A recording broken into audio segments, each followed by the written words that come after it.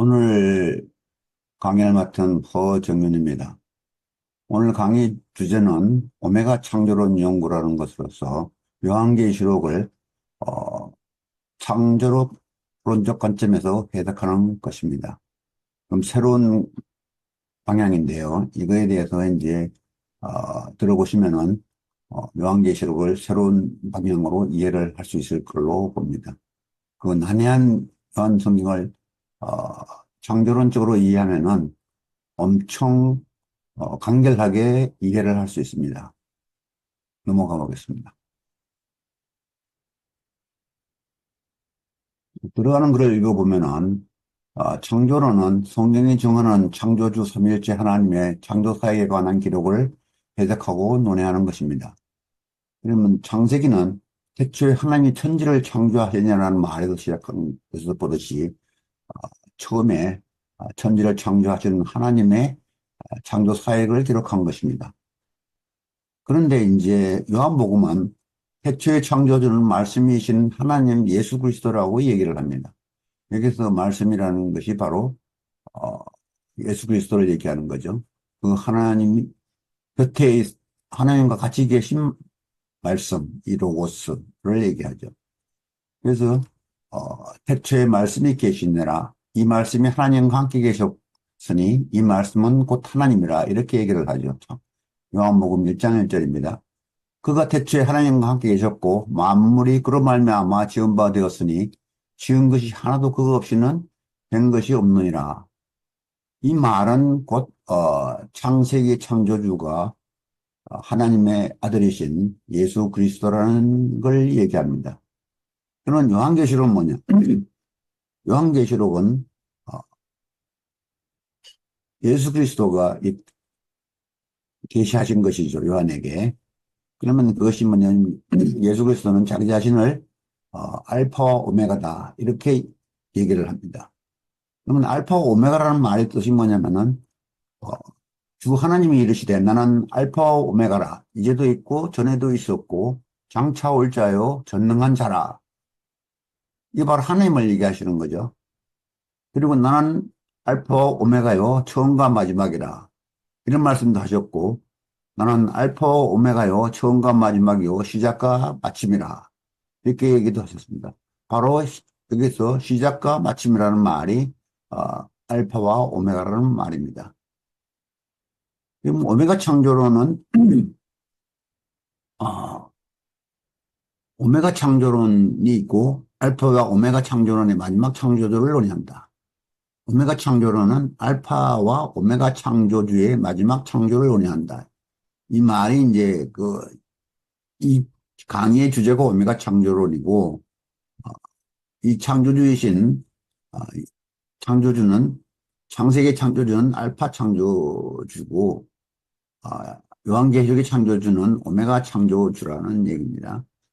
왜냐하면 요한계시록은 마지막에 하나의 나라를 새로 창조하는 그 창조를 논의하는 거죠. 그래서 이제 그 오메가 창조라는 것만 얘기합니다. 그러니까 처음 창조를 하신 성자 그리스도가 마지막 창조 곧 오메가 창조도 하실 하나님이시니 처음 창조를 알파 창조라고 부르고 마지막 창조를 오메가 창조라고 불러도 성경적 논리와 믿음에 온전히 부합하는 것입니다. 그럼 구약시대의 오메가 창조를 예언하신 그 예언자가 있죠. 이건 오메가 창조에 대한 거는 요한계시록에서만 나오는 게 아닙니다. 그리고 이사야 선지자가 예언을 하시기를 내가 새하늘과 새 땅을 창조하나니 이전 것은 기억되거나 마음에 생각나지 아니할 것이다. 이렇게 얘기를 예언을 했습니다. 이 말이 바로 새로운 창조, 하늘과 새 땅을 창조하나니 이것이 오메가 창조죠.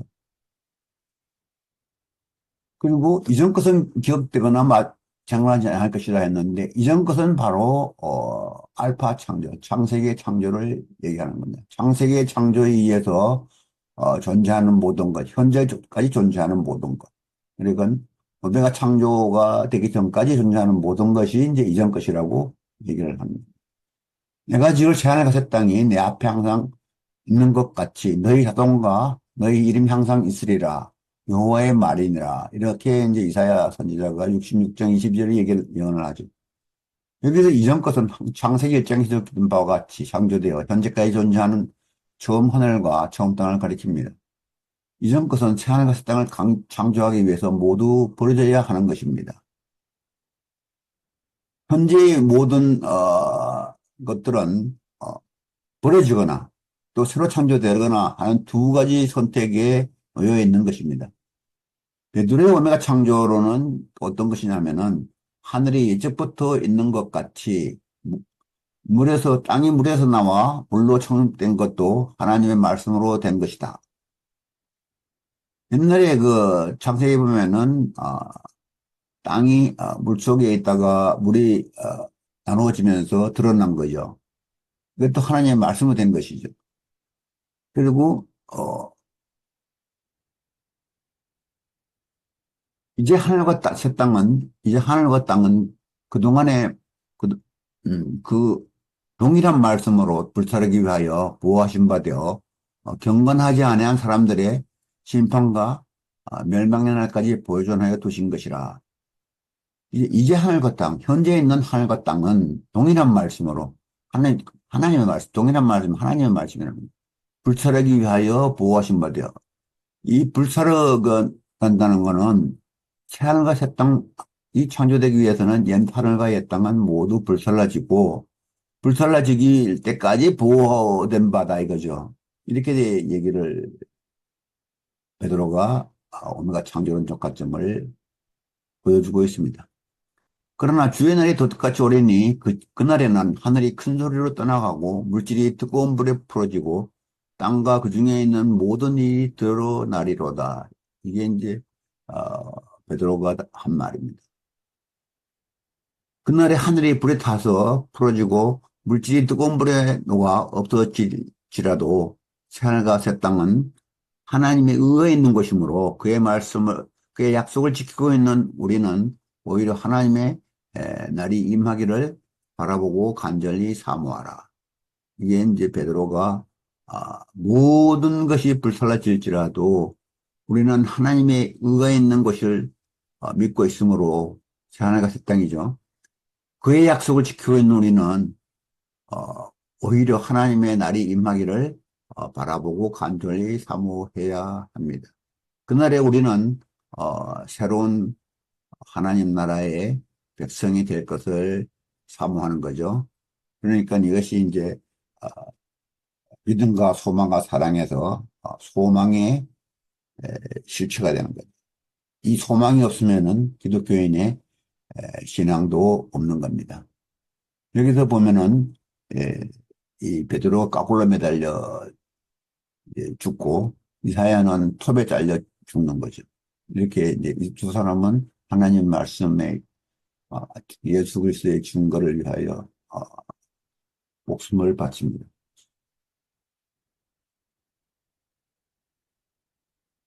그러면 요한계시록 오메가 창조론적 관점을 보면은 하나님이 새로 창조하실 새하늘과 새 땅에는 처음 것들이 다 지나갑니다. 지나가야죠. 지나가야 이제 새로운 것이 드러나니까.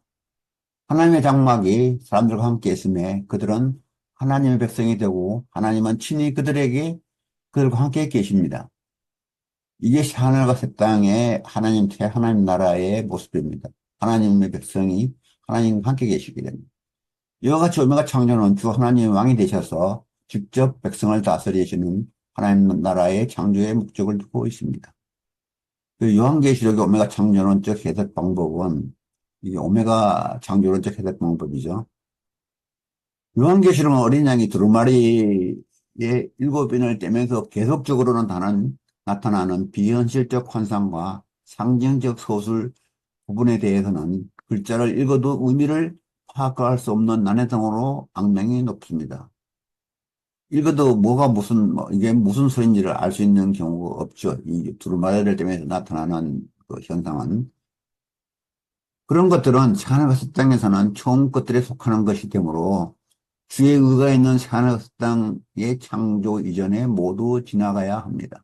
이것이 요한계가 창조론적 해석 방법입니다. 요한계시록에 난해한 것을 이런 식으로 간단히 넘어갈 수 있는 가 됩니다. 그거는 뭐냐면은 오메가 창조론은 이해를 단순화하기 위해 창조되는 새하늘 땅에 관련된 부분에 대해서만 논의하고자 하므로 그 과정에서 나타나는 비현실적 환상과 상징적 소설 부분은 논의에서 제외합니다. 도대체 이해할 수 없는 난해한 것들은 이것은 우리가 창조론적 관점에서는 별로 중요하지 않다 이겁니다. 사실상 그렇습니다. 그러니까 이 부분을 굳이 매달리지 말자 이거죠. 왜냐하면 이제 하늘과 땅에서의 그런 것들은 베드로의 말처럼 주 하나님이 멸망의 날까지 보존해 두시는 섭리의 관점에서 나타나는 일시적 현상들에 불과하기 때문입니다. 섭리적 과정에서 나타나는 일시적 현상이라 그러면은 우리의 그 소망하고는 우리의 소망하고는 크게 관계가 없고 또 중요하게 볼 필요도 없는 겁니다. 그리고 사실상 요한계시록의 난해성은 로마 당국의 눈을 피하기 위해서 그렇게 어렵게 만들었다 하는 그런 설도 상당히 유력하게 있죠. 그러면 예수 그리스도의 계시와 일곱 교회에 보낸 편지가 이제 나오는데 이것이 바로 이제 오늘날 기독교인들이 한테 보내는 교인들에게 보내는 예수 그리스도의 메시지죠. 여기에서 보면서 예수 그리스도가 자기의 죄됨에 대해서 얘기를 합니다. 요한계시록의 가장 중요한 포인트 중에 하나죠. 요한에게 주신 계시의 내용은 반드시 속히 될 일들이며 그 종들에게 보이시려고 천사를 그 종 요한에게 보내어 알게 하신 것입니다. 요한 그리스도의 계시를 밤모섬에서 받았다고 했습니다. 이게 밤모섬입니다. 요한의 계시를 추진하는 자는 그 종들에게로 요한은 한정합니다.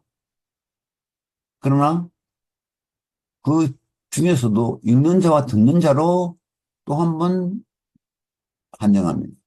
그러면 뭐냐? 요한계시록을 종들 중에서 읽는 자와 듣는 자가 이제 되는 거죠. 그들 중에서 기록한 것을 지키는 자는 복이 있을 것이니 때가 가까움에 있기 때문이라. 요한계시록은 그 종들 중에서도 읽는 자와 듣는 자가 중에서도 기록한 것을 지키는 자에게 복이 있다 이거죠. 그러니까 상당히 좁혀지는 거죠, 이게.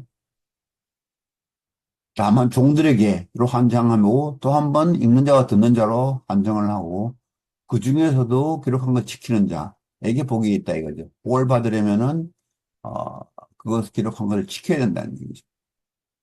그러면 요한은 그리스도를 믿는 신자들에게 우리를 사랑하다 그의 피로 우리 죄에서 우리를 해방하시고 우리 아버지 하나님을 위하여 우리를 나라와 재산으로 삼으셨습니다. 그러니까 이 말에서 요한은 예수 그리스도가 유대교 성경과 제사상 제도를 철폐하고 주 하나님의 교회 제도를 새로 세우셨음을 알려주는 겁니다. 그 말은 이 과거의 모든 이전 것들은 소용이 없다는 얘기입니다. 단지 요한의 그리스도가 계시한 바는 여기 나오는 이 말입니다. 그 요한의 계시를 수신하는 자가 우리는 되어야 되는 거죠. 여기서 이제 예수 그리스도는 자기의 재림을 계시합니다. 볼지어다 그가 구름을 타고 오시리라. 각 사람의 눈이 그를 보겠고 그를 찌르는 자들도 볼 것이요 땅에 있는 족속이 그로 말미암아 애곡하리라. 그러하리라. 아멘. 이렇게 이제 요한이 얘기합니다. 여기서 그를 찌른 자도 볼 것이요라는 구절은 문자 그대로 믿으면은 초대교회부터 재림의 임박성을 강하게 느낄 수 있는 말이 그를 찌른 자도 볼 것이라고 했으니까 그 로마 병정이 죽기 전에 재림하실 것이라는 의미가 되는 거죠. 이렇게 해석하면은 어, 굉장한 그 임박성을 느끼는 거죠. 바로 곧 오실 거다. 이렇게 느끼는 겁니다. 근데 이러한 말에 이제 실천이 안 돼 있죠. 실현이 안 돼 있는 상태인데 그 말을 그러면 지금 어떻게 해석해야 될 것이냐 하면은 그리스도의 재림을 볼 것이라는 유혹에 빠지게 되는 이 말은 이제 찌른 자를 그리스도에 대한 적대 세력을 포괄적으로 비유한 말로 봐야 된다는 게 좀 넓게 해석해야 돼. 여유 있게 해석을 해야 돼. 그 요한계시록은 어, 급하게 해석을 하면은 안 됩니다. 그러니까 그런 사람들은 되게 어떠냐면은 자신과 관련 지어서 섣불리 재림의 때를 예단하게 되는 거고 그렇게 예단하지 않는 것이 믿음의 복을 누리는 성숙한 신앙의 자세가 될 것입니다. 예수 그리스도가 편지를 보낸 일곱 교회를 보면은 아, 요한은 자기를 갖다가 너희 형제여 예수의 환난과 나라의 참여에 동참하는 자 하나님의 말씀과 예수를 증언하였으므로 말미암아 반모섬에 배되어 있었다 이렇게 얘기를 하죠. 하나님 말씀과 예수를 증언하는 것은 아, 그래서 핍박을 받는 것은 생명책의 이름이 기록되기에 가장 보편적으로 합당한 조건입니다. 이게 요한계시록의 또 하나 가장 중요하게 얘기될 것이 생명책의 기록이라는 거죠. 생명책의 이름이 기록된다 하는 말인데 이 말은 최후의 심판을 어, 통과한다는 말입니다. 이렇게 이해를 하고 넘어가면은 어, 가장 중요한 말이 뭐냐면은 우리에게는 생명책에 에, 이름이 기록되는 것이 되는 거죠. 그러면 바로 이제 그것이 이런되기 가장 타당한 조건은 합당한 조건은 하나님의 말씀과 예수를 증언하는 것으로 인하여 핍박을 받는 것이 됩니다. 그렇죠? 어, 요한이 강조하는 말은 하나님과 백성을 가려내는 최고의 심판에서 자기처럼 생명책에 기록되기 합당한 일을 하라고 공언하는 뜻을 나타내는 겁니다. 그렇다면 그리스도는 어떻게 이제 그 얘기를 하냐면, 요한에게 내가 보는 것을 두루마리에 써서 에베소, 소모나, 버가모, 두아디라, 사데, 필라델비아, 라오디게아 등 일곱 교회에 보내라. 이렇게 명령을 하는 겁니다. 그러면 이때까지 모든 이거를 갖다가 예수 그리스도의 계시를 여기 일곱 교회에 보내라는 얘기. 그 요한은 주의 날이 성령에 감동된 나파소리 같은 그리스도의 큰 음성을 들었습니다. 열, 열거된 일곱 교회는 모두 이방 지역이죠. 이방 지역에 있는 교회들이고 예루살렘하고는 관계가 멀리 떨어져 있죠. 그렇게 유대교 쪽의 영향을 받는데 유대교가 이제 새로운 유대교회를 협박을 하니까 이렇게 멀리 떨어져 가지고 교회를 갖다가 개척하기 시작할 텐데 이 일곱 교회에 편지를 보내는 것은 결국은 뭐냐? 이 일곱 교회가 그 교회의 유형을 갖다가 이제 열거하는 겁니다. 끝까지 유형별로 대표하고 있습니다. 그래서 여기서 나오는 말 중에 인자 같은 이라는 말이 나오는데 인자는 예수 그리스도 자신을 가리켜 하는 말이죠. 요한은 인자 같은 이를 베껴서 이제 계시를 받는 것. 그, 이 금토대 사이에 있는 이는 인자 같은 이로 볼 때에 아, 요한은 그의 발 앞에 엎드려 죽은 자 같이 되었다. 그러자 그 오른손을 요한에게 얹고 두려워하지 말라. 나는 처음이요 마지막이니 곧 살아있는 자라. 내가 죽었었노라. 볼지어다. 이제 세세토록 살아있어 사망과 음부의 열쇠를 가졌다고 말씀하셨습니다. 이 사망과 음부의 열쇠를 가졌으면은 가졌으니까 이제 영원히 살아있다는 얘기가 되는 거죠. 이게 바로 예수 그리스도가 죽었다가 살아났죠. 그래서 사망과 음부의 열쇠를 가지고 있습니다. 그리스도가 요한에게 하신 지시는 너가 본 것과 지금 있는 일과 장차 될 일을 기록하라 이렇게 명령을 이게 이제 그리스도가 요한에게 제시하신 것이죠. 여기서 내가 본 것은 내 오른손에 일곱 별의 비밀과 일곱 금폛대라. 일곱 별은 일곱 교회의 사자요, 일곱 금폛대는 일곱 교회라. 이렇게 얘기를. 그러니까 교회의 모든 이제 그 교회가 가지고 있는 모든 것을 말씀하는 겁니다. 내가 본 것, 요한이 본 것은 이 교회들이 모든 것을 본 거죠. 그 교회들이라는 것은 이 교회들이라는 일곱 교회는 아, 이 세상의 모든 교회를 일곱 개의 유형으로 대표하는 겁니다. 아까 말씀드린 것 같이 여기서 일곱 개를 비롯해 일곱 금토도 일곱 별들 일곱이라는 숫자가 반복해서 나오는데 요한계시록에서 일곱 숫자는 하나님의 섭리적 행동을 유형별로 분류하는 단위 또는 어, 완결되는 숫자를 나타내기 순서를 나타내기 위해서 있는 숫자로 보입니다. 이 일곱이라는 숫자가 모든 걸 완전수라고 얘기하기도 하는데 완전수는 뭐 어떤 일을 완성을 할 때의 단계 일곱 단계를 거친다는 얘기죠. 그 창세기도 보면 일곱 단계로 7일 동안이라는 말이 날짜를 가리키는 게 아니라 일곱 단계라는 얘기로 보면은 더 정확하게 해석하는 거게 되겠습니다. 그 일곱 교회에 보낸 편지 형식과 해석하는 관점은 일곱 교회의 신자에게 보낸 편지는 그 교회의 비밀을 적어보낸 것입니다. 아까 얘기했죠. 일곱 교회 사자에게 내가 본 것들이 바로 그 비밀이에요. 현지 소설 형식은 다음과 같이 7단계로 진행되고 있습니다. 다만 해당 사항이 없는 경우에는 소설하지 않습니다.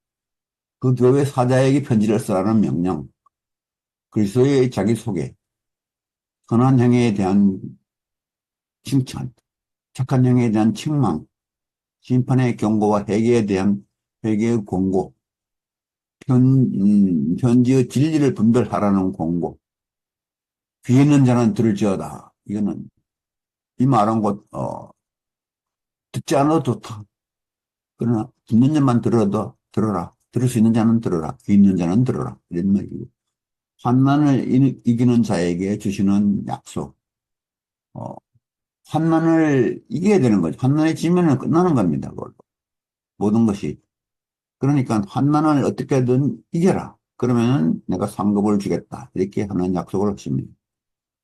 그 편지를 해석하는 관점은 여기서 보면은 시대적 상황으로 해석하는 관점이 있는데 이거는 초대교회부터 현대까지 이 교회의 순차대로 시대적 상황이 전개되어 왔다 이렇게 얘기하는 것 같아요. 그러나 이거는 너무 어, 좀 직선적이고 그렇게 되면은 먼저 앞선 교회들은 현상들은 나타나지 않아야 되는 거죠.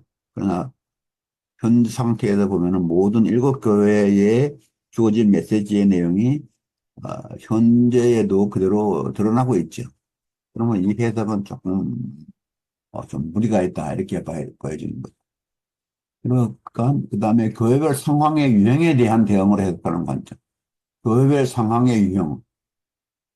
여기에 대해서 이제 그리스도가 어떻게 대응하라 하는 그 메시지를 보내는 거다 이런 식이죠.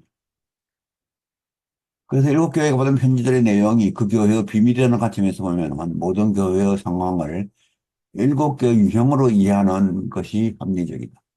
현재 내용은 결국 어떤 환난에서도 이기는 자가 되어 약속된 상급을 받으라고 공고하는 것이다. 그 에베소 교회는 처음 사랑을 버렸으므로 회개하지 아니하면은 교회 촛대를 옮기리라는 경고를 받았죠. 그러나 이기는 자에게는 생명나무의 열쇠를 주어 먹게 하리라 하는 약속도 주셨습니다. 그럼 그렇게 해서 소모나 교회, 버가모 교회, 두아디라 교회, 사대 교회에 각각 경고와 권고를 하고 약속도 하십니다. 그럼 빌라델비아 교회는 유일하게 책망을 받지 않은 아니한 교회인데 어, 작은 능력으로도 그리스도의 말씀을 지키고 어, 이름을 배반하지 아니하였으므로 사랑받는 교회라는 칭찬을 받죠.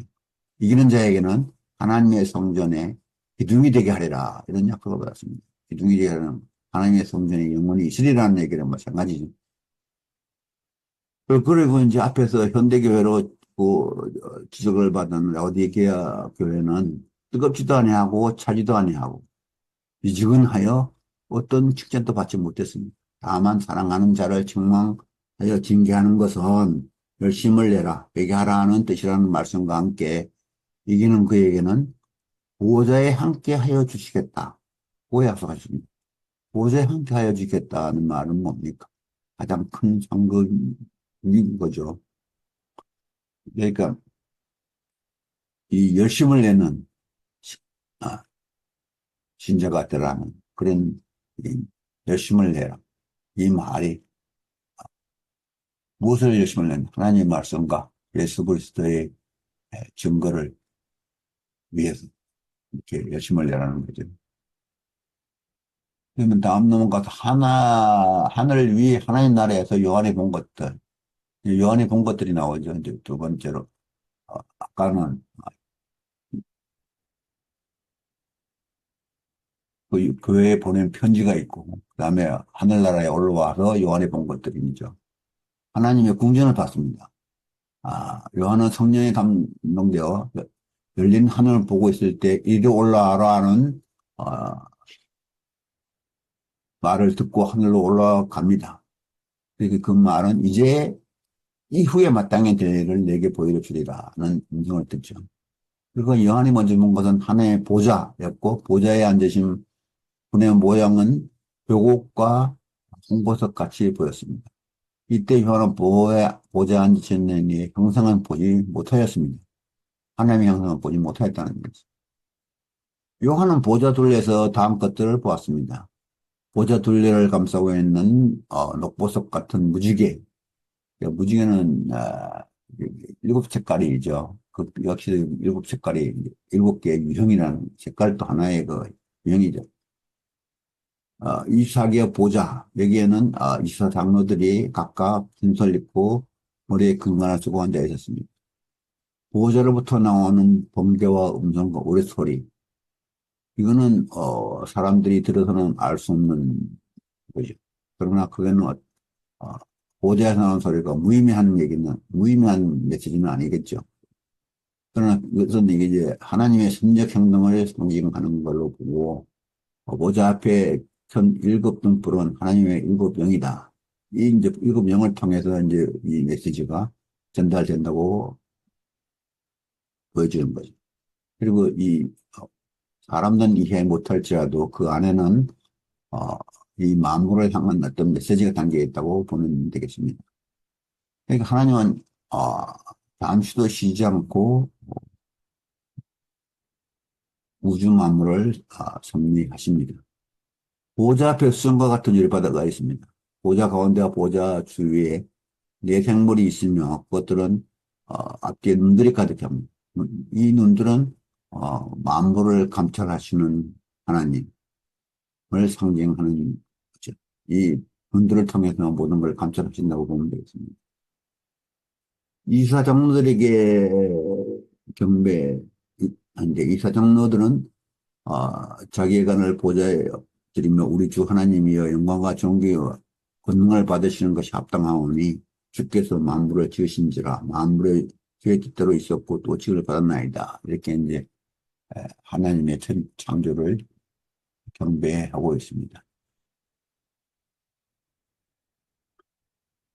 이제 여기서 이제 어린 양의 등극하는 걸 이제 보는데 하나님의 두루마리 이것이 이제 그 보좌에 계신 이의 오른손에 있는 안팎으로 쓰고 이렇게 인으로 봉인한 두루마리가 보좌에 앉으신 이의 오른손에 있는 거죠. 그러니까 이건 아까는 어떤 형상이 안 보였다 그랬는데 일단 보좌에 오른쪽에 들려 있다는 건 어떻게 보았는지 좀 그렇죠? 이상하죠. 그러나 보좌에 앉으신 이의 손에서 천사가 이제 이걸 갖다가 보고 천사가 얘기를 하죠. 그런데 여기에서 이 두루마리를 받아서 펴기 합당한 자가 하늘 위에도 땅 위에도 없고 땅 밑에도 때문에 요한이 웁니다. 우니까로 한 장로가 유대지파의 사자 다윗의 뿌리가 이겼으니 두루마리와 일곱을 떼실 것이라고 말합니다. 여기서 유대지파의 사자 다윗의 뿌리가 이겼다 이런 말을 했는데 저는 이게 바로 이제 그 다음에 보면은 그리스도를 가리키는 겁니다. 어린 양의 등장, 어린 보좌와 내 생물 양돌 사이에 서 있는 어린 양은 일찍 죽임을 당한 것 같습니다. 이게 이제 요한의 눈에 보이는 거죠. 어린 양에게는 일곱 뿔과 일곱 눈이 달려 있었고 이 눈들은 온 땅에 보내심 받은 하나님의 일곱 양이다. 그 어린 양이 눈을 통해서 일곱 뿔이라는 건 일곱 개의 권세를 얘기하는 거예요. 일곱 눈이라는 건 일곱 개의 모든 감찰하는 그, 그 눈이죠. 영을 통해서 이제 보내는 거죠. 그 일곱 영은 이제 그리스도의 편지를 받아 일곱 교회 사자가 되었습니다. 된 거죠. 그 아까 일곱 개의 편지를 보낸 일곱 영. 거기다 이제 보내고 하늘나라에 올라오신 거죠. 어린 양이. 두루마리를 취하신 어린 양. 어린 양이 보좌에 앉으신 오른손에서 두루마리를 취하시자. 오른손에서 두루마리를 취하신 거죠. 네 생물과 24장로들이 각각 거문과 성도들의 기도와 향이 가득한 금대접을 가지고 그 어린 양 앞에 엎드려 두루마리를 가지시고 그 인봉을 대기 합당하시도다. 일찍이 죽음을 당하사 각 족속과 방언과 백성과 나라 가운데서 사람들을 피로 사서 하나님께 드리시고 그로 그들로 우리 하나님 앞에서 나라와 제사장을 삼으셨으니 그들이 땅에서 왕노릇하리로다. 이렇게 새 노래를 부릅니다. 일곱 두루마리를 취하시니까 이 이들의 새 노래는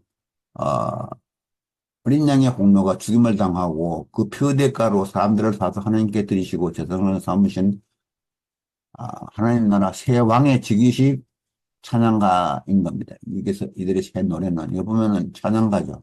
그리고 왕의 즉위식을 의미하고 있죠. 이렇게 이 내용을 보면은 그러면은 이 새 노래가 어린 양이 두루마리를 취하신 것은 그가 보좌에 앉으신 이후에 권난을 양도받는 것, 다시 말해서 하나님 나라의 왕이 되는 것을 의미합니다. 이 두루마리가 뭐냐면은 하나님의 섭리의 계획서죠. 이제 말하자면은 어떻게 하나님의 계획서가 이제 이게 두루마리가 되는 거죠. 그러니까 그걸 받았다는 거는 모든 권한을 받았다는 거가 되는 거죠.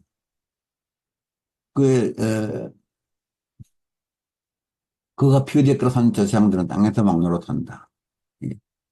막노릇한다는 거는 왕은 왕이라 하는 얘기가 아니라 왕처럼 아, 행동한다 이런 얘기죠. 근데 실질적으로 보면은 왕노릇하는 거는 왕이 되는 거는 좀 틀리게 생각해야죠. 왕노릇하는 사람이 여러 사람이 되는 건 아니죠. 왕은 하나밖에 없는데 여럿이 될 수는 없는 거죠. 근데 왕노릇하는 거는 여러 사람이 있을 수 있는 거죠. 복 있는 두루마리에는 이제 새하늘과 땅이 불태워지는 심판과 멸망의 날, 즉 새하늘과 새 땅의 새 창조가 이루어진 날까지의 하나님의 섭리적 계획이 기록되어 있으며 봉인을 뗄 때마다 예정된 하나님의 계획이 실현되는 것으로 보입니다. 요한이 세 번째로 본 것은 하나님 나라 궁전의 찬송 예배의 장면입니다. 보좌에 둘러선 네 생물은 밤낮 쉬지 않고 거룩하다 거룩하다 하고 있고 24장로들은 보좌에 앉으신 이 앞에 엎드려 세세토록 살아계시는 이에게 경배하고 자기의 관을 보좌가 빼드리며 우리 주 하나님이여 영광과 존귀와 권능을 받으시는 것이 합당하오니 주께서 만물을 지으신지라 만물이 주의 뜻대로 있었고 또 지으심을 받았나이다 하고 찬양하고 있습니다.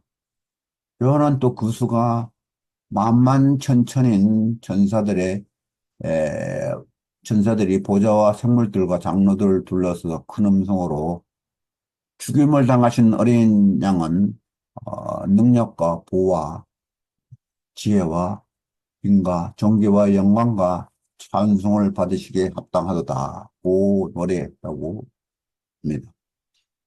요한에는 그들은 하늘 아래와 땅 위에와 땅 아래와 바다 위에와 또 그 가운데 모든 피조물이 보좌에 앉으신 이와 어린 양에게 찬송과 존귀와 영광과 권능을 세세토록 돌릴지어다 하고 노래했고 내생물은 아멘하고 장로들은 엎드려 경배했습니다. 이것이 하나님 나라 궁전에 어, 예수 그리스도가 하나님의 아들로서 새로운 왕이 되는 축하 예배 장면입니다. 그러므로 어린 양이 두루마리를 받고 하나님 나라에서 왕으로 등극하신 장면은 요한이 하늘에 오르기 전에 이미 집행되었던 일이었지만, 그러니까 요한이 하늘에 올라오기 전에 이제 이미 진행되었던 일이지만 요한에게 보여주시려고 새로 재현한 것이라고 해석되어야 할 것입니다.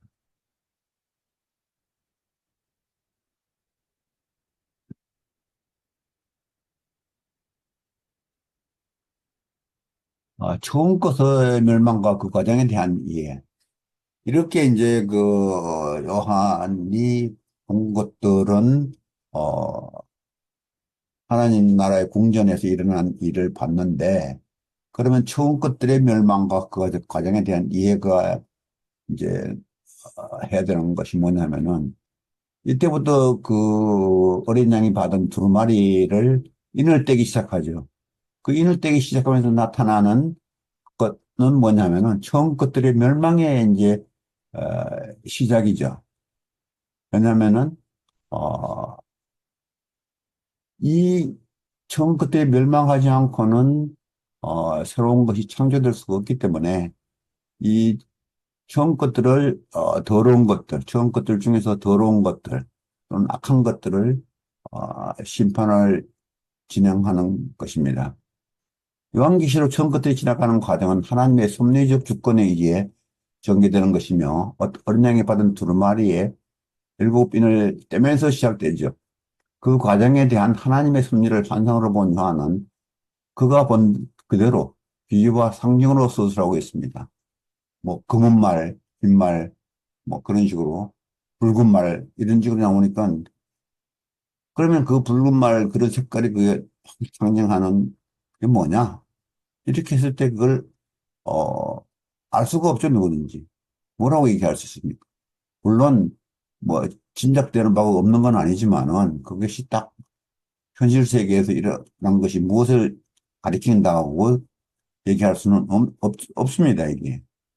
그래서 요한계시록이 어려운 거고, 그 어려운 부분이 바로 이, 일곱 인을 떼면서 또 그 다음에 가서 일곱 대접, 이런 걸 딱 쏟으면서 이런 과정에 나타나는 현상들은, 어, 사람으로서 해석할 수 있는, 범위를 초과하는 것 같아요. 누구든지 이걸 해석해가지고, 딱 갖다가 이것이 이것이다.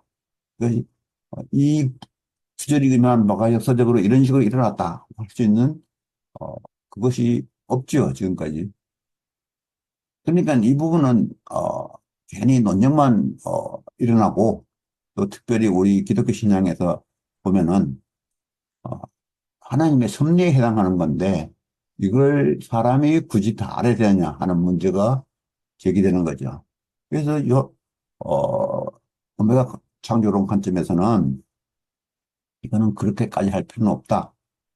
어, 이 요한계시록을 새 하나님 나라의 창조의 중점을 마치고 하나님의 섭리는 그다음에 가장 중요한 건 사실상 하나님을 믿고 예수 그리스도를 믿고 하는 기독교인으로서는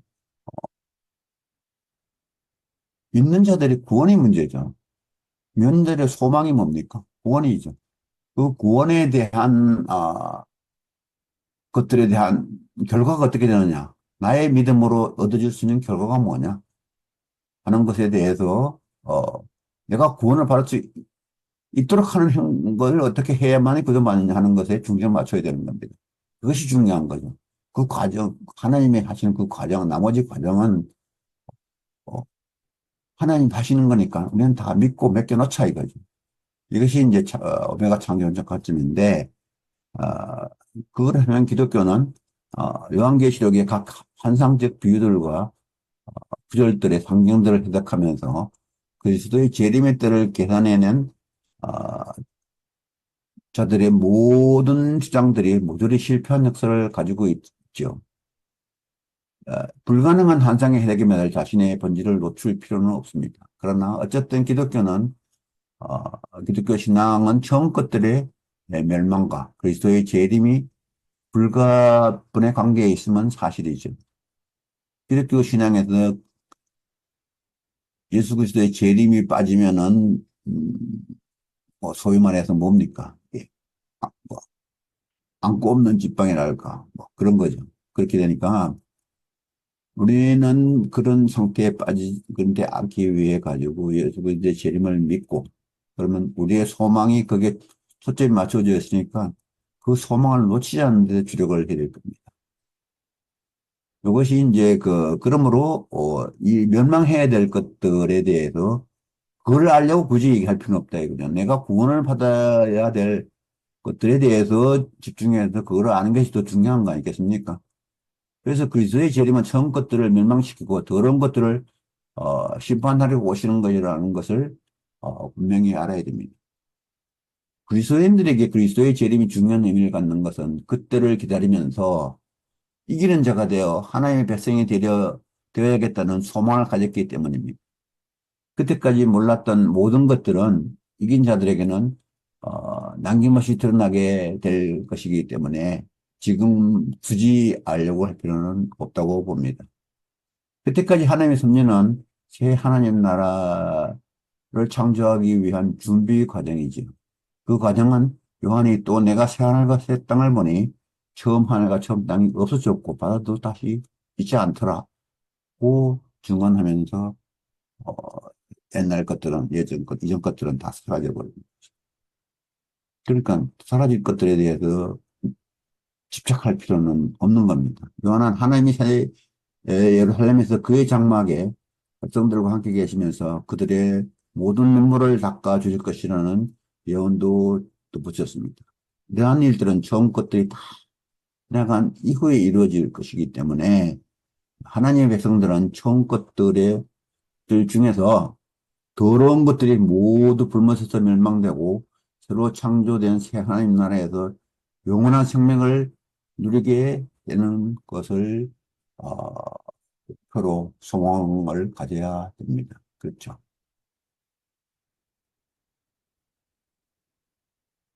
새 하나님 나라에 대한 오메가 창조론적 관점. 멸망할 것들에 대한 것과 또 그렇다면은 새 하나님 나라에서 오메가 창조될 것들에 대한 이해도 필요한 거죠. 오메가 창조론은 새 하나님 나라를 창조하기 위한 처음 것들의 멸망 과정이 각 단계에 나타나는 난해한 비유와 상징들은 총체적으로 하나님의 섭리로 이해하는 관점을 제시했습니다. 왜냐하면 그것도 첫째로 신자들이 꼭 알아야 할 신앙의 중요한 사항이 아니고 굳이 억지로 불확실한 해석까지 해야 할 필요가 없기 때문이고 둘째로는 겸손한 해석을 함으로써 요한의 경우는 둘째 사망에 빠질 우리에 들지 않기 위해서입니다. 무리에 들지 않기 위해서입니다. 셋째로는 진실한 신자들이 하나님 섭리를 다 알지 못한다 할지라도 하나님 나라의 공의와 약속을 믿고 따르면은 하나님의 백성이 되기에 부족함이 없다고 보기 때문입니다. 하나님의 공의와 약속을 믿고 따르면은 뭐 굳이 뭐 다른 부족한 게 있습니까? 신앙에서. 기독교인들은 이 부분을 상당히 중요하게 봐야 되겠죠. 여호와는 부도한 자들을 믿지 않은 자들과 명확한 자들과 살인자들과 음행하는 자들과 점술가들과 우상 숭배자들과 거짓말하는 모든 자들은 불과 유황으로 타는 못에 던져지리니 곧 둘째 사망에 빠질 자들이라고 경고했습니다. 겸손한 해석은 모르는 것을 억지로 해석하지 않고 자신의 해석을 믿으라고 타인에게 강요하지 않는 것입니다. 요한의 계시는 누구든지 어린 양의 피에서 어린 양의 폐작에 더러운 두루마기를 빨아서 흰 두루마기를 만들어 입으면 생명책에 이긴 자로 기록된다는 것을 가르칩니다. 이게 가장 중요한 부분의 하나이죠. 이 말이 요한계시록의 사실상 핵심입니다.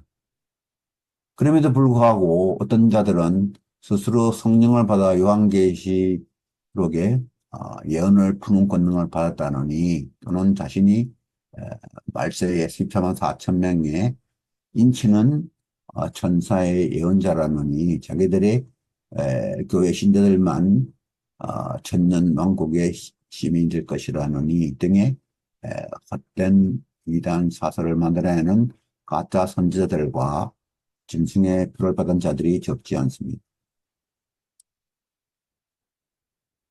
사실 요한계시록에서 처음 것들의 멸망 과정을 인용, 해석하는 경우 미혹 또는 기만적 목적으로 관심 끌기, 가시끌기 위한 것이 대부분입니다. 진실한 신자들은 처음 것들의 심판과 멸망 과정을 하나님의 섭리에 속하는 것이기 때문에 하나님에게 맡겨두고 자기가 할 수 있는 대로 자기의 더러운 두루마기를 빨아서 희게 만들어 있는 일에 힘쓰는 것이 올바른 행위입니다. 남이야 뭐라든 자기의 더러운 것을 그리스도의 피에 빨아서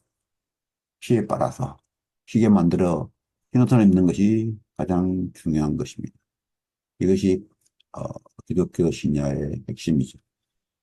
현대인들이 그것도 모든 고등교육을 받은 기독교인들까지 가짜 선지자들과 인증의 표를 받은 자들의 이단 사설에 미혹되어 수종다가 되는 것은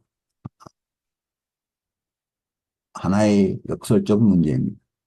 마지막 때의 처음 것들 중에서 불못에 던져져서 멸망될 것들에 대해서 잘 이해하면은 생명책에 하나님 나라의 백성으로 기록되기에 부족함이 없는 행위를 하는 삶을 영위할 수 있다고 봅니다.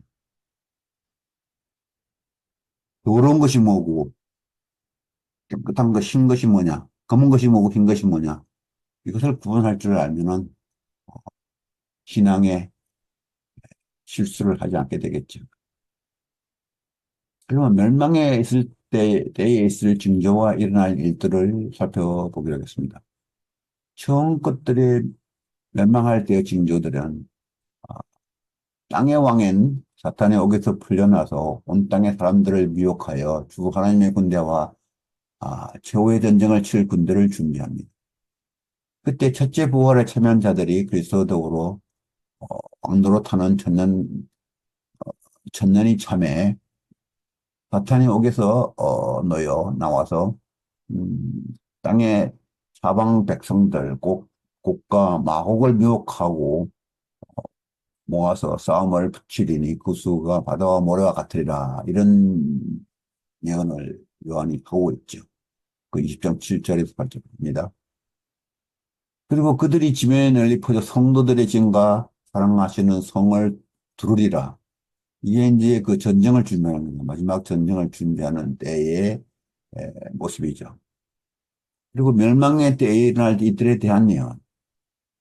이거는 징조들이고, 이거는 멸망의 때에 일어날 일들에 대한 겁니다. 하늘에서 불이 내려와 그들을 태워버리고, 또 그들을 미혹하는 마귀가 불과 형벌에 던져지니, 이거는 이제 그 최후의 전쟁에서, 마귀가, 아, 이제 던져지는 거죠. 패배해서. 거기는 그 짐승과 거짓 선제도 있어 세세토록 밤낮 괴로움을 받을 것입니다. 이것이 이제 그 전쟁의 결과죠. 일어날 때들이죠. 요한은 또 내가 크고 흰 보좌와 그 위에 앉으신 이를 보니 땅과 하늘이 그 앞에서 피하여 간 데 없더라고 했습니다. 그 불은 불맛이 되어 처음 하늘과 처음 땅에서 하나님을 대적한 자들과 더러워진 것들을 모두 태워버립니다. 심지어는 생명책의 심판대에 죽은 자들을 모두 부활시켜서 내준 사망과 음부까지도 그 불못에 던져집니다. 그럼 여기서 처음 하늘과 땅이 완전히 없어져 버리고 더러운 것들이 모두 불타고 생명책의 심판대에 모든 죽은 자들을 부활시켜서 내준 사망과 음부. 그러니까 사망해서 음부에 가 있는 모든 사람들까지도 부활시켜서 생명책 심판대에 내준 어, 사망과 음부. 그렇죠. 이 모든 걸 그것까지도 불못에 던진다 이거죠. 그러니까 더 이상 사망과 음부가 없어지는 거죠. 어, 여기서 앞에 나오는 곡과 마곡에 대한 이해가 이제 필요한데, 천년을 채우고 옥에서 풀려난 사탄이 가장 먼저 그의 편으로 끌어들이는 곡과 마곡에 대한 이해는 에스겔서 38장 2절을 참고해야 합니다. 여기서 마곡은 스스로 로스와 메색과 두발을 통칭하는 지역 이름으로 나오며 곡은 그 지역을 통치하는 왕을 가리킵니다. 성경에서 마곡은 노아의 아들 야벳의 후손들을 하나님에게 불순종하는 세력으로 언급하고 있습니다. 그들은 결국 아마겟돈 전쟁에서 멸망할 것입니다. 그러나 현대인으로 마곡 지역에 대한 해석은 러시아를 가리키는 것으로 주장됩니다. 인류학적으로 보면은 마곡은 대개 스키타이족으로 분류되며 그들의 종교는 전통적으로 불의 신을 숭배하는 것으로 알려져 있습니다. 이게 이제 만이교 같은 것도 다 불의 신을 지칭하죠. 하나님이 만약에 모든 것들을 불못에 던져 태워버리신다는 것은 하나님의 대적인 불의 신을 불로 태워서 멸망시킨다는 의미를 강화하죠. 불의 신이 불이 타 죽는다는 것은 뭡니까? 모든 것이 하나님의 처분에 끝난다 이거죠. 불의 신이 불에 튼다면 그건 신이 아니죠. 그렇다는 의미입니다. 그러면 여기서 잠시 현대 국제정세와 과학계의 지구 멸망 예측 시나리오를 한번 살펴보도록 하겠습니다. 현대 국제사회 정세는 과거 시대와 사뭇 다르죠. 러시아와 중국은 과학적 무신론을 주장하는 전통적 공산주의 동맹국이지만 주도권은 이제 중국이 가지고 있습니다. 중국은 해양 실크로드를 구축하면서 전 세계의 물류 거점을 확보하는 한편 공산주의 진영과 아랍과 및 제3세계와의 연대를 강화하는 등 미국 주도의 서방 세계를 어, 위협하고 있습니다. 러시아는 과거 연방국이었던 우크라이나가 기독교적 서방 체제로 돌아서자 전쟁을 시작했습니다. 여기에 군사대국 러시아가 변방 소국인 북한의 손을 내밀어 전쟁 무기를 공급받는 것도 새로운 현상입니다. 하나님을 대적하는 세력의 확장이 요한이 예언한 멸망의 때 아마겟돈 전쟁 직전의 상황과 매우 유사한 방향으로 진행되고 있음을 볼 수 있습니다. 현 상황이 처음 하늘과 처음 땅의 종말을 이야기하는 아마겟돈 전쟁으로 이어질지에 대해서는 누구도 살아서 알 수 있는 일은 아닙니다. 이 3차 대전, 왜냐하면 살아있는 사람이 없을 것이기 때문이다. 그 3차 대전이 일어나면은 결국에는 어, 하나님이 하늘에서 불을 내서 모든 걸 태워버릴 때까지 살아남은 사람은 없죠. 모두 다 죽습니다. 그런 뒤에 다시 부활해서 하나님의 심판대에 생명책 심판대에 설 것입니다. 그러면 생명책 심판대에 서면은 그 지나간 모든 것들이 역사적으로 이제 알려지겠죠. 그러면 모든 걸 다 알게 되는 거죠. 베드로도 얘기했죠. 그때 가면 모든 걸 알 수 있을 거라. 과학계의 지구실 멸망 예측 시나리오의 위험 요소를 보면은 과학계에서도 지구 멸망 예측을 하고 있습니다. 과학계도 지구는 분명히 멸망할 때가 있다고 얘기를 합니다. 그래 처음 땅이 하늘에서 내려오는 불로 멸망한다는 요한의 예언에 상응하여 미국 핵과학자협회 BSA라고 그러죠. 1947년 지구 종말의 시계, 또는 운명의 날 시계, 아, The Doomsday Clock이라고 그래요. 운명의 날 시계가 요거죠. 이것이 남은 시간이 현재 90초밖에 남아있지 않습니다. 그것이 지적하는 위험 요소는 세 가지가 있는데 모든 핵폭탄을 동원하는 3차 세계대전의 발발. 이미 전쟁 중인 러시아, 우크라이나와 아, 이스라엘, 하마스의 핵사용 위험이 고조되고 있는 것이 우려하고 있죠. 이것이 하나의 그 위험 요소죠. 기후변화 및 오염에 의한 생태계 환경 파괴. 이거 지금 우리가 겪고 있는 기후변화 및 오염에 의한 생태계 변화는, 생태계 변화는 결국에는 모든 생태계를 파괴하는 생명이 살아갈 수 없는 환경으로 변하는 바 되면 모든 것이 이제 멸망하는 거죠. 이것이 이제 과학계의 예측입니다. 인공지능과 합성생물학 등의 혁명 파괴적인 기술의 발전. 이것도 과학계에서 우려하는 겁니다. 이 과학계에서 예측하는 시나리오는 하나님이 개입하지 않더라도 인간 스스로 멸망의 길을 갈 수 가는 그런 위험 요소를 지적하는 겁니다.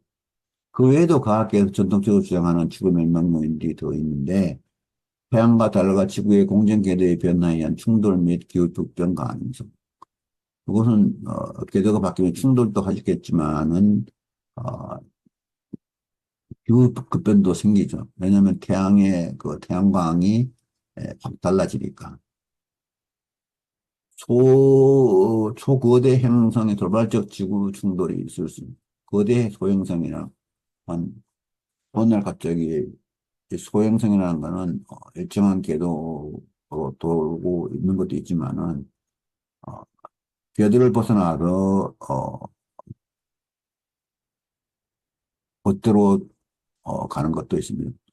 그렇게 되면은 어느 것이 지구와 충돌할 수도 있다는 가능성이 생기죠. 그때의 지구가 충돌하면은 지구가 파괴된다 이런 겁니다. 그러나 살아서 처음 지구 멸망을 경험할 수 있는 사람은 없죠. 그때 살아있던 사람들도 순식간에 모두 죽었다가 2차 부활해서 혁명책 심판대 앞에서 생전에 한 그의 행위대로 심판을 받아야 할 것이기 때문에. 그러니까 모든 사람은 죽었다가 다시 한번 살아나야 된다. 그래서 심판대를 통과하면은 하나님 나라의 백성이 되고 그렇지 못하면은 어, 불못에 던져져 버리는 겁니다. 그래서 여기 하나님 나라의 백성이 되느냐 안 되느냐 하는 문제가 우리에게는 가장 중요한 부분이 되는 거죠. 그 하나님 나라의 백성이 처음 창세된 이후에 로부터 살펴보면은 아담과 이스라엘이 있었죠. 아담은 아시다시피 창세기 1장에서 기록된 바와 같이 해초의 6일 창조를 통하여 이 땅에 사람들이 살아갈 수 있는 생태계를 조성하시고 어, 생물과 사람을 창조하여 에덴 동산에서 아담을 돕는 창조적 하나 아담을 돕는 여자를 만들어 주셨습니다. 하나님이 아담을 창조하시는 목적은 그에게 땅을 정복하고 모든 생물을 다스리는 일을 맡기시려는 것이었습니다. 창세기 20장 20절에 보면 나오죠.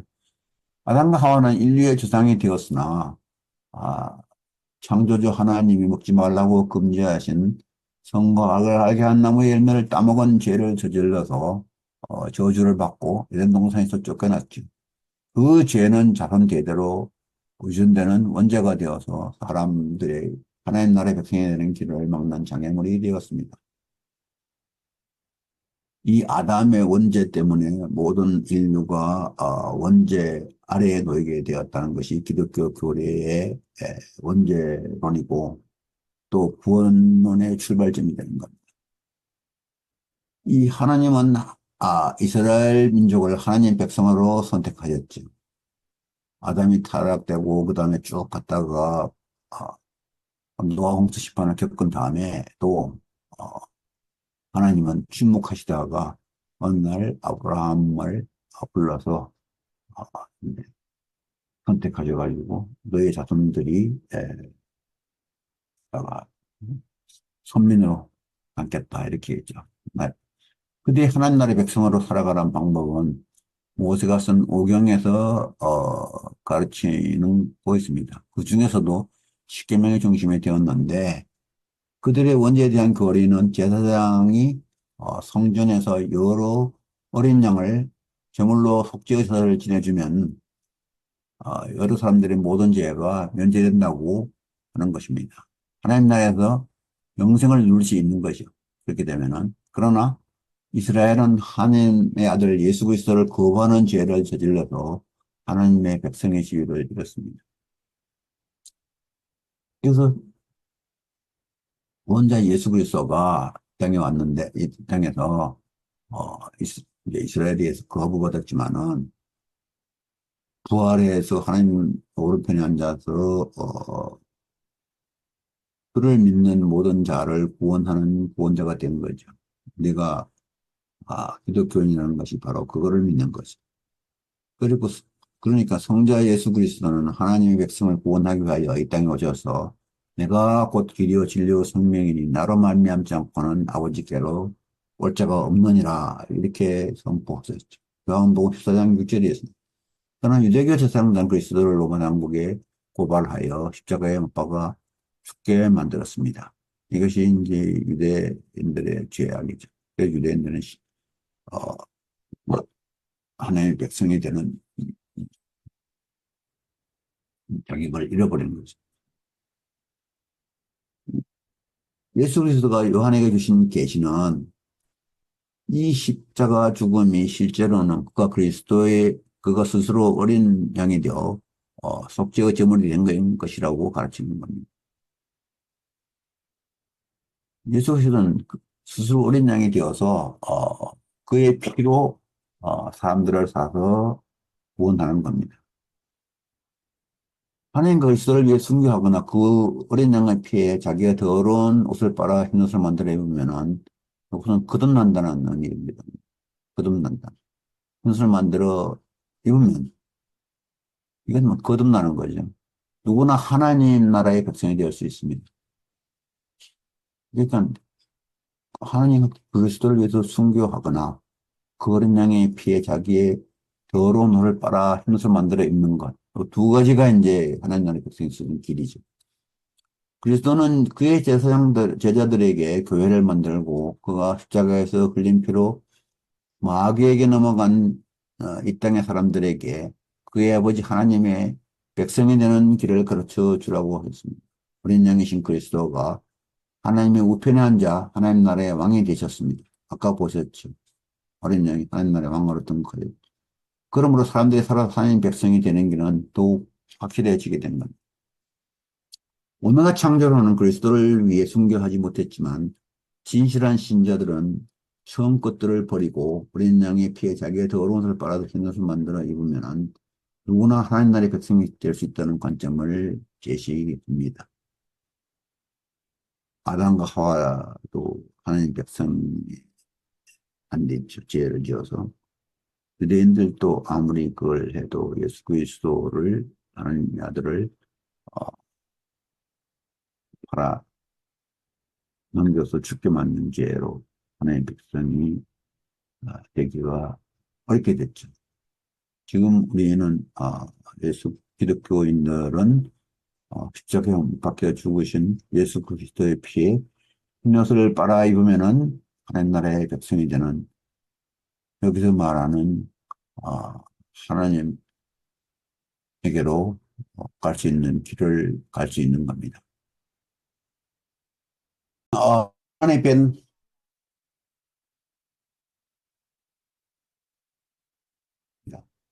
요한은 하나님의 백성이 되는 세 가지 길을 보고 보았는데 그것들을 첫째는 하나님 말씀과 그들이 가진 증거로 말미암아 죽음을 당한 영혼들, 이들은 제단 아래 모여있는 자들입니다. 6.9절에 나오는.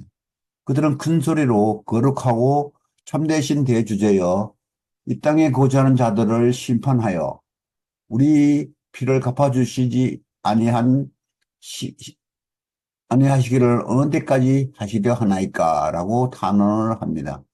그들의 탄원에 대해 하나님은 각각 그들에게 흰 두루마기를 주시며 아직 잠시 동안 쉬되 그들의 동무종들과 형제들도 자기처럼 죽임을 당하여 그 수거 사이까지 하라고 하십니다.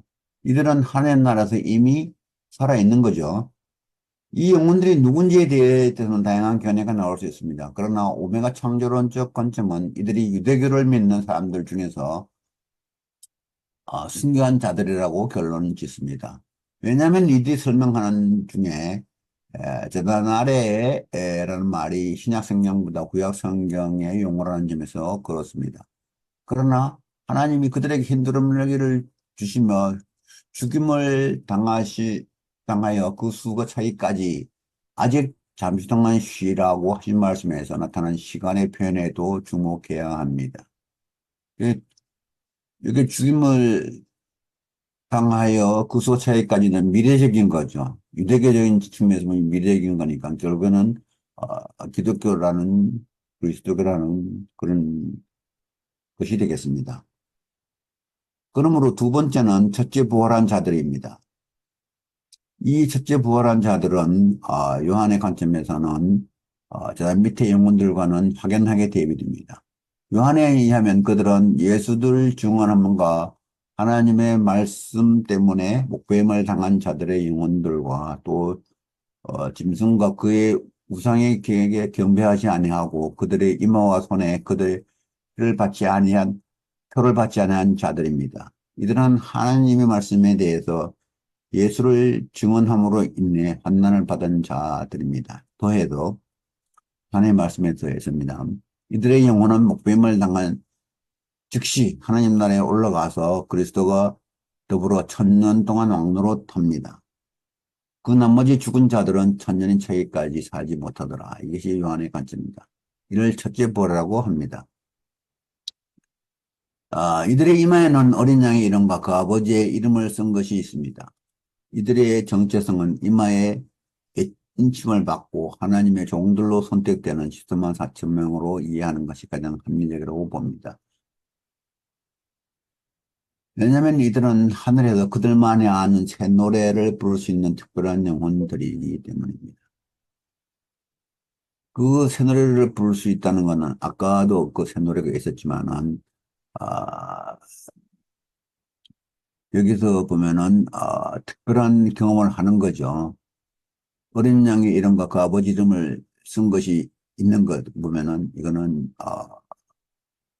그리스도교인들이라는 것이 분명하고 인침을 받고 10만 4천 명에 되는 거는 이들이 새 노래를 부를 수 있는 선택받은 사람들이라고 볼 수 있는 것 때문입니다.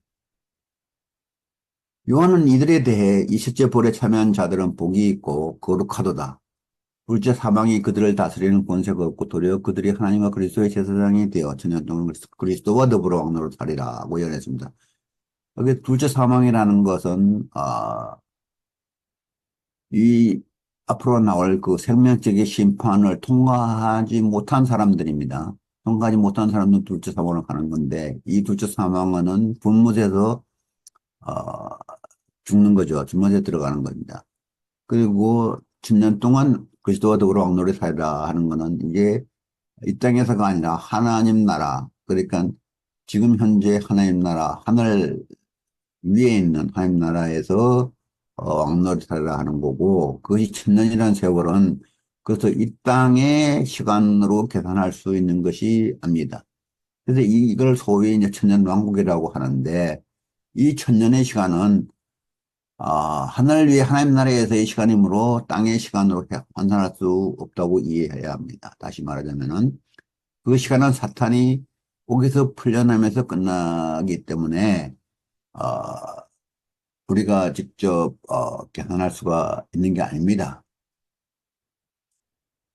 그리고 하나님의 백성의 세 번째는 각나라의 족속과 백성과 방언에서 아무도 능히 셀 수 없는 큰 무리입니다. 이거는 7장 9절에 나오는데 이들은 흰 옷을 입고 손에 종려가지를 들고 보좌 앞과 어린 양 앞에 서 있습니다. 이들은 큰 소리로 구원하심이 보좌에 앉으신 우리 하나님과 어린 양에게 있도다 하고 외칩니다. 모든 천사가 보좌와 장들과 내 생물과 주위에 서 있다가 보좌 앞에 엎드려 얼굴을 대고 하나님께 경배하면서 아멘 찬송과 영광과 지혜와 감사와 존귀와 권능과 힘이 우리 하나님께 대세토록 있을지어다 아멘 합니다.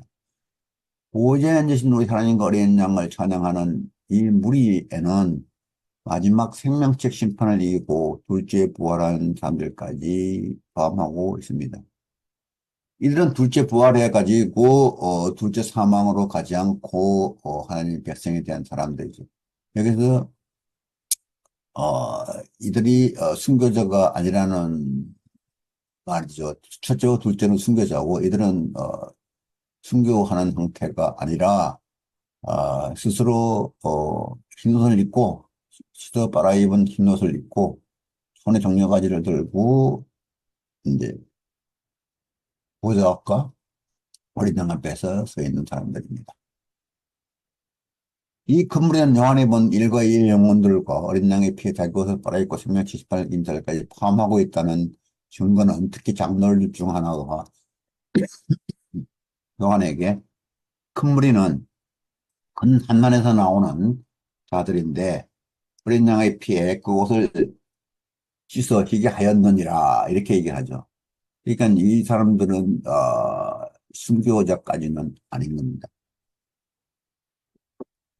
그의 말은 새창조한 하늘나라에서 모든 천사와 아무 능히 셀 수 없는 큰물이 함께하는 찬송 예배를 주 하나님이 요한에게 앞당겨서 환상으로 먼저 보여주신 것이라고 그렇게 보는 것이 타당하다고 봅니다.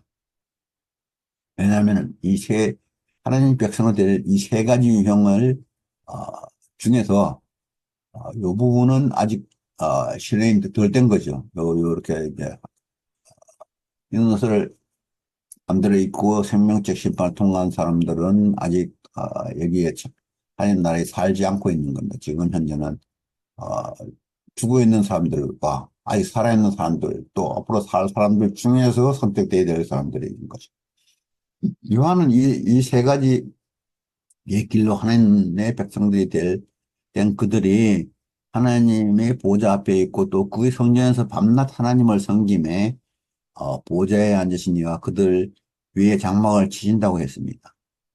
요한은 또 이들이 다시는 줄이지도 아니하며 목마르지도 아니하고 아무 해나 아무 뜨거운 기운에 상하지도 아니하리니 보좌 가운데에 계신 어린 양이 그들의 목자가 되사 생명수 샘으로 인도하시고 하나님께서 그들의 눈에서 모든 눈물을 씻어 주실 것이기 때문이라고 했습니다. 이것이 하나님 나라의 에, 백성들이고 그 하나님 나라의 백성들을 그리스도가 직접 목자가 되어서 인도하신다는 겁니다. 넘어가겠습니다. 생명책에 여기서 보면은 둘째 부활이 나오는데 요한은 목배임을 당하지 않고 죽는 신자들은 생명책의 심판을 통해서 이긴 자로 하나님의 백성이 된 길밖에 없다는 계시를 강조합니다.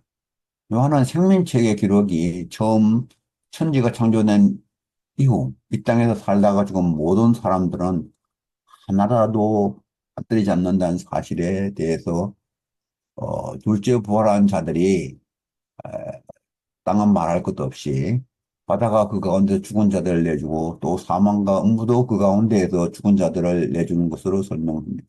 그들은 각 사람이 자기의 행위대로 심판을 받고 하나님 나라 백성이 되거나 아니면 불못에 던져질 것이라고 증언했습니다.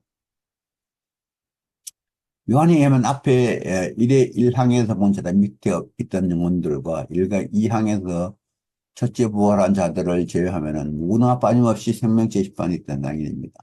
요한은 또 내가 보니 죽은 자들이 큰 자나 작은 자나 그 보호자 앞에 서 있는데 이 보호자는 백보자 심판대죠.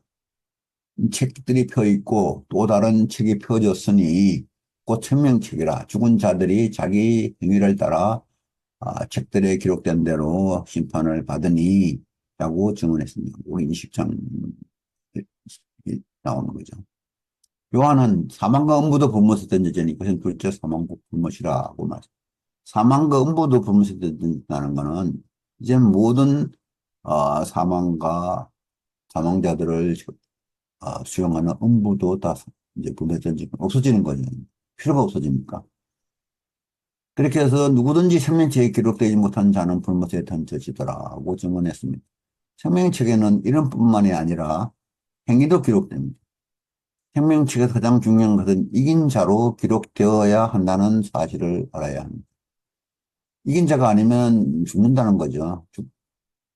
그렇다면 행위대로 심판하는 기준은 무엇인가? 그 기준은 그 사람의 행위가 하나님의 공의에 합당한 것이냐에 있습니다. 하나님의 공의에 가장 합당한 행위는 어린 양이신 예수 그리스도의 피에 자기의 더러운 옷을 빠는 겁니다. 여기서 하나님 나라의 백성이 되는 두 가지 길이 나타납니다. 첫째는 앞에서 1과 2에서 본 바와 같이 순교자가 되는 것. 둘째는 앞에 2에서 사람들처럼 일단 죽었다가 생명책의 심판을 받는 둘째 부활에서 자기의 행위대로 심판을 받고 이기는 자가 되는 것입니다. 이것이 이제 하나님 나라 백성이 되면 우리들의 길이 아닌가. 순교자가 아닌 우리들의 대부분의 신자들이 가는 길이 아닌가 싶습니다. 그리고 이제 하나님 나라의 백성이 되려는 자에 대한 약속과 경고가 있는데, 어, 모세에서 큰 음성이 요한에게 보라, 하나님의 장막이 사람들과 함께 있음에 하나님이 그들과 함께 계시리니 그들은 하나님의 백성이 되고 하나님은 친히 그들과 함께 계셔서 모든 눈물을 눈에서 닦아주시니 다시는 사망이 없고 애통하는 것이나 곡하는 것이나 아픈 것이 다시 있지 아니하리니 처음 것들이 다 지나갔음을 말해 줍니다. 이제 모든 것이 지나가고 하나님 백성들에게는 하나님과 함께 있는 복만 남아 있는 거죠. 요한은 보좌에 앉으시니까 보라 내가 만물을 새롭게 하노라고 선포하시고 또 이루었도다 나는 알파와 오메가요 처음과 마지막이라 고 하시는 말씀을 들었습니다. 또 이 말은 신실하고 참되니 기록하라고 하시는 말씀도 들었습니다. 요한은 내 기록은 보좌에 앉으시니가 어린 양이신 예수 그리스도이시며 그가 만물을 새롭게 하여 하나님 나라를 창조하셨고 왕으로 등극하셨다는 사실을 나타냅니다. 새 하나님 나라는 모든 것이 새롭게 되어야 되는 겁니다. 모든 새로운 것으로 새 하나님 나라를 만든다는 것. 그러니까 어, 사람들도 새롭게 되어야만이 어, 하나님 나라의 백성이 될 수 있다는 겁니다. 보좌에 앉으시니가 요한에게 내가 생명수 샘물을 목마른 자에게 값없이 주리니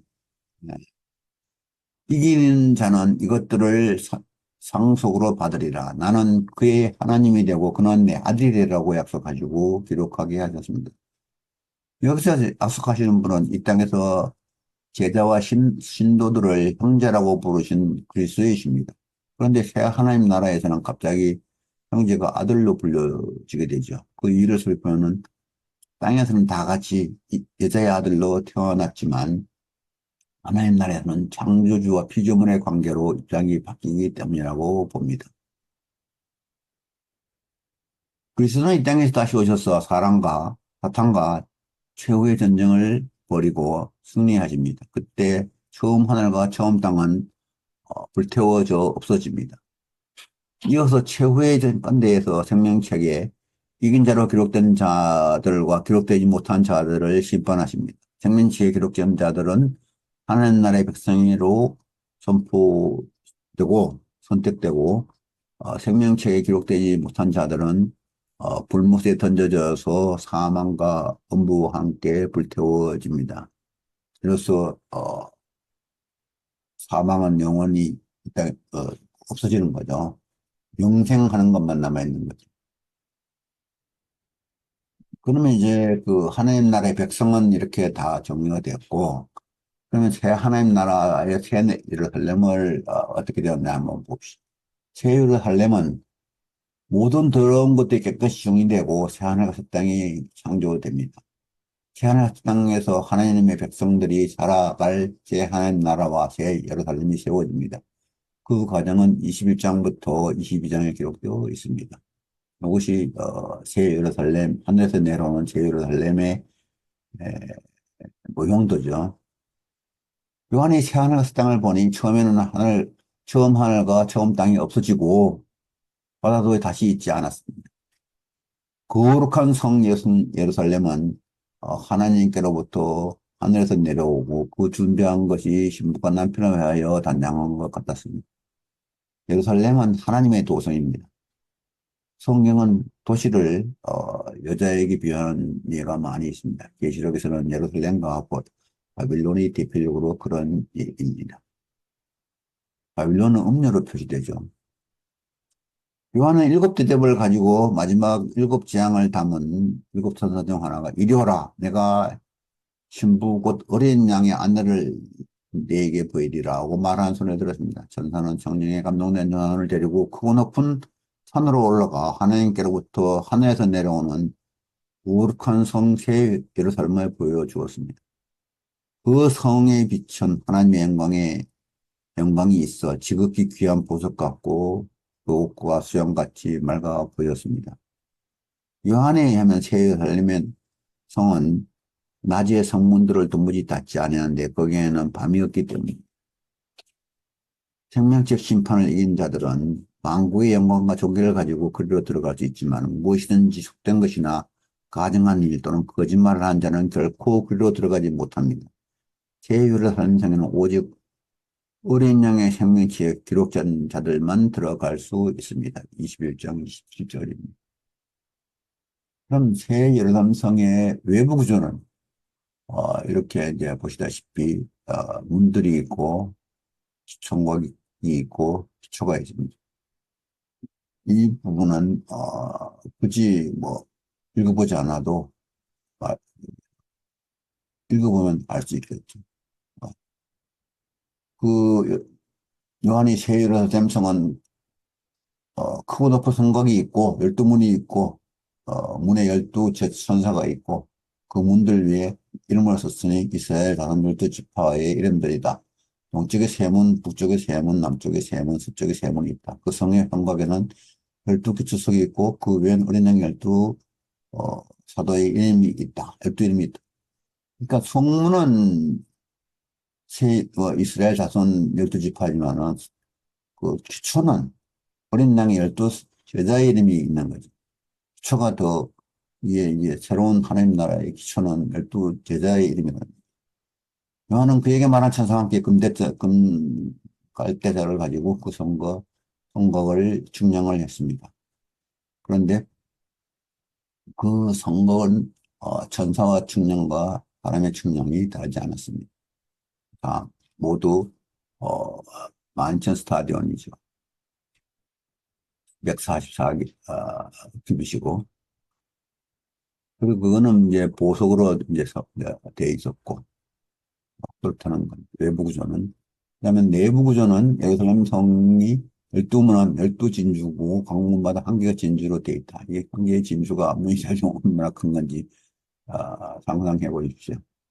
그 어느 성 안에서 성전을 보지 못하였습니다. 그 이유는 주 하나님 곧 전능하신 이 어린 양이 그 성전이시기 때문입니다. 그 성은 하나 다르게 비침이 쓸데없습니다. 그 이유는 하나님의 영광이 비치고 어린 양이 그 등불이 되시기 때문입니다. 그 천사는 또 수정같이 맑은 생명수의 강을 요한에게 보여주었습니다. 생명수는 하느님과 및 어린 양의 보좌로부터 나와서 길 가운데로 흐릅니다. 강 가운데에 있는 생명나무는 강 좌우에 있는 생명나무는 12가지 열매를 달마다 그 열매를 맺고 그 나무 잎사귀들은 만국을 치유하기 위하여 있는 것입니다.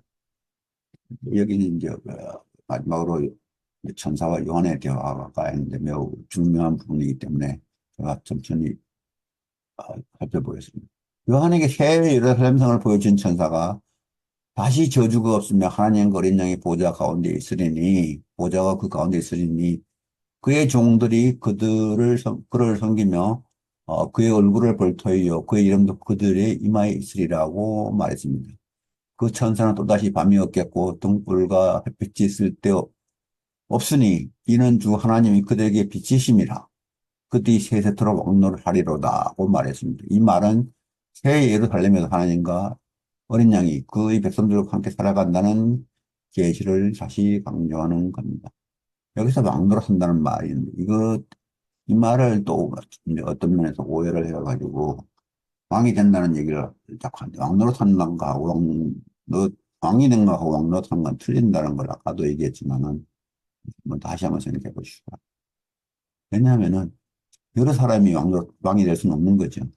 그러니까 왕노릇한다는 거는 어, 왕처럼 살아간다는 얘기를 하는 거지 왕이라는 얘기는 아니죠. 그 천사는 또 요한에게 보라 내가 속히 오리니 이 두루마리의 예언의 말씀을 지키는 자는 복이 있으리라고 말했습니다. 어, 요한은 그 말을 듣고 천사에게 경배하려고 그 발 앞에 엎드리니 그는 나는 너와 내 형제 천지들과 또 이 두루마리의 말을 지킨 자로 함께 된 종이니 그리하지 말고 하나님께 경배하라고 말씀을 증언했습니다. 그 천사가 요한에게 자신을 주 하나님이 보내신 대언자라고 말한 것이죠, 이게. 그 천사는 또 때가 가까우니 불의를 행하는 자는 그대로 불의를 행하고 더러운 자는 그대로 더럽고 의로운 자는 그대로 의를 행하고 거룩한 자는 그대로 거룩하게 하라고 대언했습니다. 이 말은 주 하나님이 주신 예언의 말씀을 믿고 따르라 하지 않는 자들을 굳이 어, 구원하지 않겠다는 뜻입니다. 하는 대로 버려두라. 굳이 뭐 말릴 필요는 없다. 이런 얘기겠죠. 그 천사는 또 보라 내가 속히 오리니 내가 줄 상이 내게 있어 각 사람에게 그거 행한 대로 갚아주리라 하는 말과 자기 두루마기를 빠는 자들은 복이 있으니 그들이 생명나무에 나아가며 문들을 통하여 성에 들어갈 권세를 얻으려 함이라 하는 말을 대언합니다. 여기서 그 천사의 대언은 요한계시록 전체 내용을 잘 요약하는 것입니다.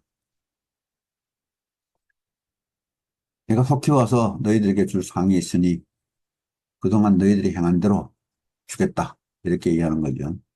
그래서 그것은 생명책의 심판에 기록되는 것과 똑같은 말이 뜻이죠. 그 천사는 개들과 점술가들과 음행하는 자들과 살인자들과 우상 숭배자들과 거짓말을 좋아하며 찍어내는 자는 다 성 밖에 있으리니 라는 말을 함으로써 듣는 자들을 잠시 헷갈리게 만듭니다. 왜냐하면 이 말이 나오는 자들이 다 불못에 들어가는 것이 아니라 어, 성 밖에 거주할 곳이 있다고 오해할 수 있게 만들기 때문입니다. 그러나 여기서 성 밖이라는 표현은 심판 전의 관점에서 말하는 것입니다. 이들은 바로 앞구절 20장 14절에 자기들만을 빨아서 성 안에 들어가는 권세를 받는 자들과 정확히 반대편에 서 있기 때문입니다. 따라서 어, 성 밖은 생명지계 심의들의 심판을 이기지 못한 자들은 성 밖에 있다가 불못으로 던져진다고 이해하는 것이 타당합니다. 그 천사가 나 예수는 교회들을 위하여 내 사자를 보내어 이것들을 너희에게 증언하게 하였노라. 나는 다윗의 뿌리요 자손이니 곧 광명한 새벽별이라고 대언했습니다. 여기서 그리스도는 자신은 다윗의 뿌리요 자손이라고 표현한 것은 사람들의 일방적 지식을 뛰어넘는 역설을 내포하고 있습니다. 그러므로 그런 역설을 이해하지 못한다면 그리스도의 계시를 생각하기가 어렵습니다. 뿌리가 자손이라 이렇게 뿌리가 자손이라는 말은 이게 좀 말이 안 되죠. 뿌리가 어떻게 어, 가지가 되는 겁니까? 그거는 그런 건 마찬가지죠. 그런데 이제 이 말은 이제 하나님에게는 전능하시니까 못하는 것이 없죠. 그러니까 뿌리라는 말은 하나님은 창조자라는 얘기, 다윗의 뿌리라는 그다음에 자손이라는 말은 여자로 태어났다고 아까도 말씀드렸죠. 그 얘기를 하는 겁니다. 이 역설은 그리스도가 인류의 조상 아담의 창조자이시며 이 땅에 다윗의 자손으로 오셨다는 사실을 알려주는 것입니다. 일반인들이 역사적으로 그런 사실을 어찌 이해할 수 있겠는가. 그러나 그리스도인들이라면은 이런 역설이 잘 이해되지 않더라도 그리스도의 계시를 무시할 수는 없습니다. 오메가 창조론은 그리스도의 계시를 기록한 요한계시록을 가장 단순 명료하게 이해할 수 있는 방법을 찾아 논의하는 것입니다. 요한은 그의 계시록이 예수 그리스도가 그에게 보낸 사자들이 증언한 것들을 듣고 보고 기록했음을 수차 밝히고 있습니다. 그 천사는 요한이 받은 계시에 대해 내가 이 두루마리의 예언의 말씀을 듣는 모든 사람에게 증언하노니 만일 누구든지 이것들 외에 더하거나 하나님이 이 두루마리에 기록된 재앙들을 더하실 것이요 더하면 그리고 만일 누구든지 이 두루마리의 예언의 말씀에서 제하여 버리면은 하나님이 이 두루마리에 기록된 생명나무와 및 거룩한 성에 참여함을 제하여 버리시리라고 대언하면서 무시무시한 권위를 부여합니다. 그러니까 이 요한계시록을 잘 믿으라는 거죠. 잘 따르라는 거죠. 그러니까 이 요한계시록의 말씀을 귀 있는 자는 들으라 하는 것처럼 제대로 이해하고 들으면 된다는 거예요. 귀가 없는 자가 들어가지고 뭐 멋대로 추청하는 것보다는 귀 있는 자로서 들어서 잘 따르라 하는 것이 이 천사가 하는 말의 원래 뜻입니다. 그러면 이제 나가는 글을 읽어보겠습니다.